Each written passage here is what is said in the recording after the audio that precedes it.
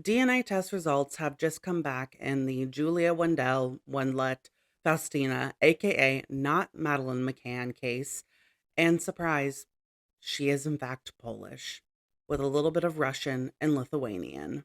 At one point, Julia and Fia even claimed that Peter Nye, German pedo, could have been her father, but no German DNA or ancestral links came back either. So this whole thing was literally just about money and fame, in my opinion. And to round off this morning's craziness, Thea then had the audacity to say, well, at least it brought a renewed interest into the Madeleine McCann case. How dare you? How dare you diminish the memory of her and prior and ongoing investigations into her disappearance? You and Julia have done nothing to help this case besides leading people on wild goose chases. In my opinion, you took a tragic story and all of the pain that the McCann family has gone through and made a mockery of it. You used her story to capitalize and push your own agenda. Now, I have some questions. Firstly, was it worth it? In my opinion, Fia Johansson and Julia will forever be known as two women who wanted money and fame and used Madeleine McCann's story to get it. What's the end game here? Fia is allegedly Julia's power of attorney now, and she claims that all she wants is what's best for Julia and only has her well being in mind. So, does this mean that she's finally going to get Julia the help that she desperately needs? Or will she simply continue to exploit her? Are we going to start seeing more GoFundMe accounts pop up in Julia's name for the supposed surgeries that she needs?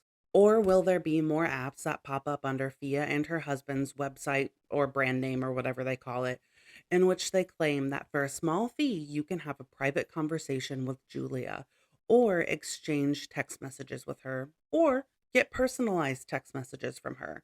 To me, this seems just like another way to exploit Julia. Will you allow her to leave and go back to Poland if that's what she wants, or are you going to continue to keep her hostage, so to say?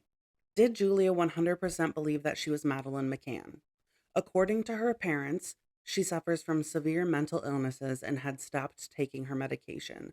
So, was this just a delusion, or was it this lie to get attention and then all of a sudden it spiraled out of control and she couldn't find a way out, so she just continued the lie? My last question is, will there be repercussions for what Fia and Julia put the McCann family through? Can they sue them for lying, spreading false hope, exploiting their daughter's story? Like, I don't know, is that a possibility? Because I feel like that is an avenue that should be explored, in my opinion.